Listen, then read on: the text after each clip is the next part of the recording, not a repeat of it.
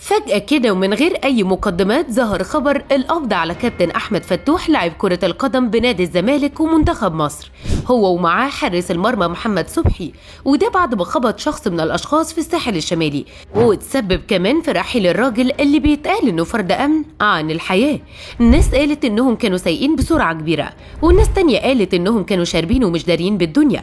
فتعالوا معايا أعرفكم إيه اللي حصل بالظبط، ويا ترى مصير الاتنين هيكون إيه بالظبط. بالليل وفي وقت متأخر جدا ظهر فيديو وانتشر كمان خبر ان اللاعب احمد فتوح لاعب نادي الزمالك ومنتخب مصر خبط واحد فرد امن بالعربية بتاعته على الطريق في الساحل الشمالي، وان الراجل للاسف الشديد رحل عن الحياة بعدها. الخبر نشره موقع اخباري مشهور جدا في مصر وقال ان احمد فتوح لاعب نادي الزمالك ومنتخب مصر بعد ما خبط الراجل وتسبب كمان في رحيله خدوه على اسم الشرطة بتاع العلمين، واتضح كمان ان كان معاه في العربية حارس مرمى الزمالك محمد صبحي. طبعا اول حاجة عملها اسم شرطة العلمين انه تحفظ على احمد فتوح وعلى محمد صبحي، واتعمل لهم كمان اختبار تعاطي سريع واولي عشان يعرفوا اذا كانوا شاربين ولا لا. بس اتضح بعدها ان الاختبار طلعت العينة بتاعته سلبية وما فيهاش اي حاجة، وانهم ما كانوش شاربين، لكن هيتم إجراء اختبار تاني شامل لنجمين عشان يتم التأكيد على سلامة الاختبار الأول.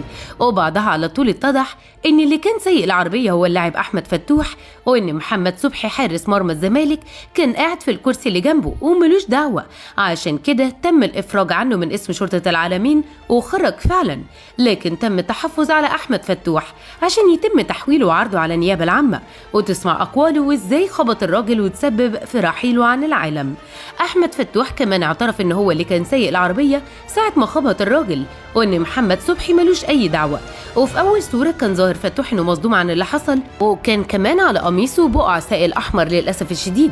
وكان اللاعب احمد فتوح وصل لمقر احتجازه عشان يقوم باجراءات الدفاع عنه، ولسه لحد دلوقتي ما صدرش اي تعليق من نادي الزمالك ولا حتى من رئيسه على الواقعة دي، خصوصا بان اللاعب من نجوم القلعة البيضاء، وكمان يعتبر لاعب اساسي في منتخب مصر الاول لكرة القدم. طبعا حصلت تعليقات كتير على الواقعة، فكتب شخص من الاشخاص: والله ما بقينا عارفين ايه حكايه المشاهير الفتره دي، شويه عصام صاصا يخبط حد على الدائري ويخلص عليه، والنهارده نفس الموضوع بيتكرر بس مع احمد فتوح. هو ارواح الناس بقت لعبه ولا ايه؟ كل حد ربنا عطاه قرشين وشويه شهره يمشي ويدوس في خلق الله. وفي النهايه بقى تفتكروا هيكون ايه مصير لاعب نادي الزمالك احمد فتوح الفتره اللي جايه دي؟